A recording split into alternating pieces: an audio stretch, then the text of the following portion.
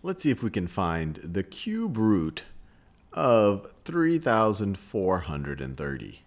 And if you're like me, it doesn't jump out of your mind what number times that same number times that same number, if you have three of those numbers and you were to multiply them together, would be equal to 3,430. So what I'm going to do is to try to prime factorize this, to find all the prime factors of 3,430 and see if any of those prime factors show up at least 3 times, and that'll help us with this.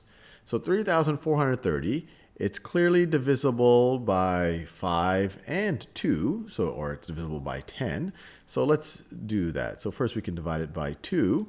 It's 2 times, let's see, 3,430 divided by 2 is 1,715.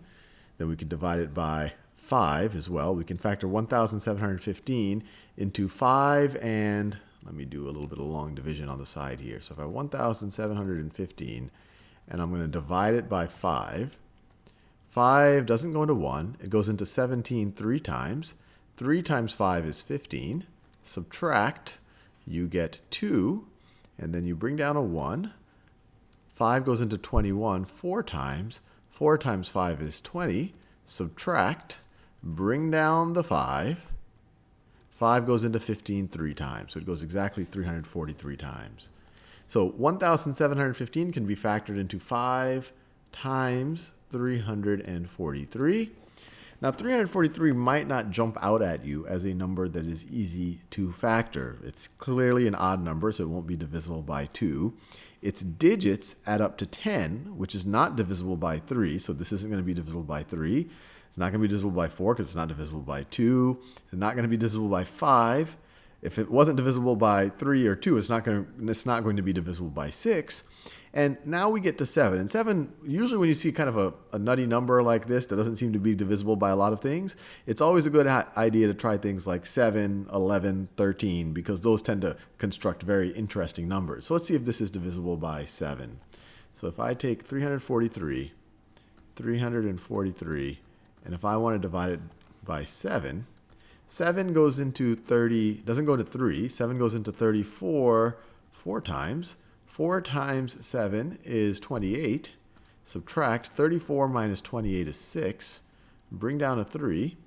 7 goes into 63 9 times. 9 times 7 is 63. Subtract, we don't have any remainder. And I forgot to do that last step up here. 3 times 15 is 15. Subtract, no remainder. It went in exactly.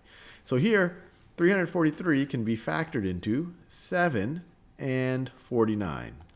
7 and 49, and 49 might jump out at you. It can be factored into 7 times 7. So this is interesting. I can rewrite all of this here, the cube root of 3,430 now, as the cube root of, I'm just going to write it in its factored form. 2 times 5 times, I could write 7 times 7 times 7, or I could write times 7 to the third power.